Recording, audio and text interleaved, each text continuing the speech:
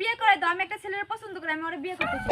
কি হ্যাঁ বিয়ে করতে চাস? হ্যাঁ। এই তোর কলেজে ভর্তি করছিস বিয়ে করানোর লাগি? হ্যাঁ অহনি বিয়া? হ্যালো বন্ধু, তুই কই?